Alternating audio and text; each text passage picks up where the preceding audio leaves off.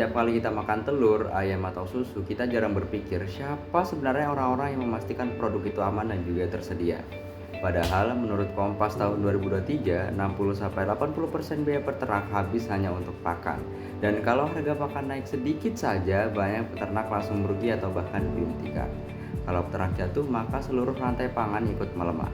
Menariknya, salah satu pihak yang punya peran besar untuk mencegah hal itu adalah dokter hewan. Bukan hanya sebagai praktisi, tapi sebagai seorang wirausahawan. Halo semuanya, saya Ahmad Anggara Putra, mahasiswa Fakultas Kedokteran Hewan Universitas Udayana. Hari ini saya ingin membahas bagaimana kewirausahaan veteriner sebenarnya adalah bentuk nyata cinta tanah air. Bukan sekedar usaha, tapi kontribusi langsung untuk menjaga ketahanan pangan nasional, menyejahterakan peternak, dan juga meningkatkan kualitas produk hewani di Indonesia. Indonesia punya jumlah peternak yang besar, namun banyak dari mereka menghadapi masalah yang sama dari tahun ke tahun, seperti harga pakan sering melonjak, penyakit hewan yang muncul secara tiba-tiba, akses dokter hewan yang tidak merata, manajemen usaha yang masih tradisional, dan juga pasokan produk tidak stabil. Nah, padahal kita semua tahu bahwa sektor peternakan ini adalah salah satu pilar pangan Indonesia. Kalau peternak melemah, tentunya harga pakan ikut naik dan juga masyarakat yang paling merasakan dampak dari itu sendiri.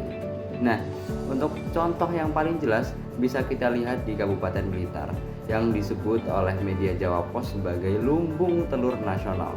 Setiap hari Blitar memasok telur ke berbagai kota besar, namun peternak di sana sering menghadapi kondisi seperti harga pakan naik, harga telur turun, dan juga margin keuntungan mereka semakin tipis.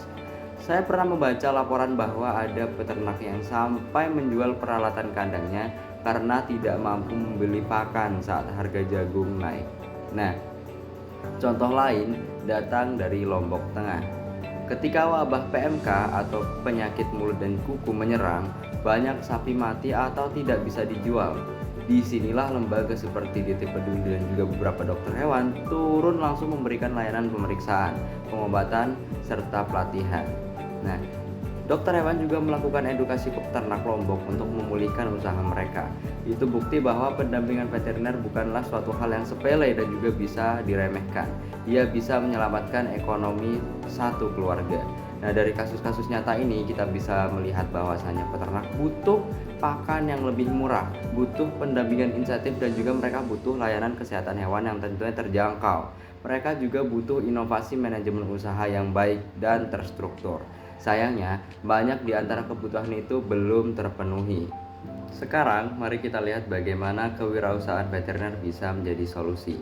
Pertama, usaha pakan lokal berkualitas. Karena pakan adalah komponen biaya terbesar, maka wirausahawan veteriner bisa mengembangkan pakan lokal berbasis dari bahan daerah seperti singkong, dedak, atau fermentasi murah.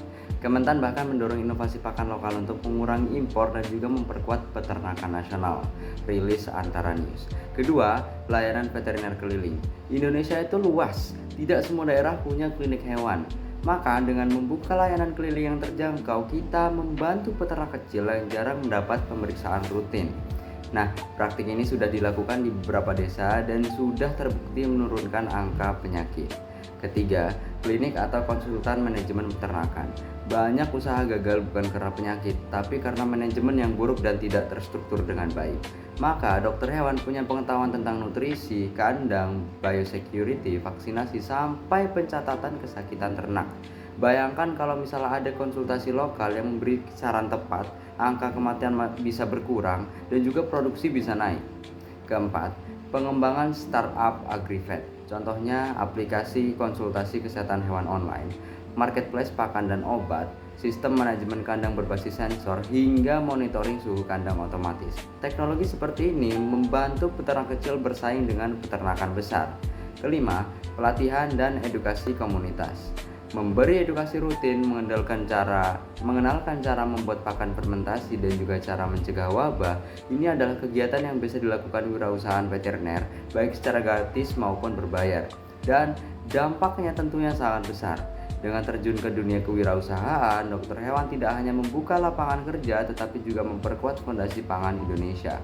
Nah, kewirausahaan veteriner adalah wujud cinta tanah air karena membantu peternak lokal bertahan, menurunkan biaya produksi, meningkatkan kesehatan hewan dan juga kualitas produk, mengurangi ketergantungan impor, dan meningkatkan ketahanan pangan nasional.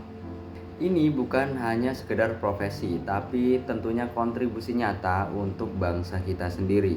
Saran saya bagi teman-teman mahasiswa veteriner terutama, pahami masalah peternakan di daerah kalian. Kadang solusinya memang sederhana tapi belum pernah dibuat.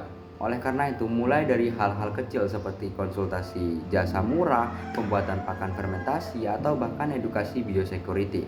Latih kemampuan komunikasi karena wirausaha bukan hanya soal teknis tapi soal kepercayaan terhadap konsumen. Jangan takut mencoba dan di balik setiap usaha peternakan pasti ada peluang besar untuk berkontribusi pada Indonesia. Dengan menjadi wirausahawan veteriner, kita bukan hanya mengobati hewan, kita menjaga kehidupan para peternak, melindungi pangan bangsa, serta menunjukkan bahwa profesi dokter hewan punya peran vital dalam membangun negeri kita tercinta. Sekian dari saya, terima kasih.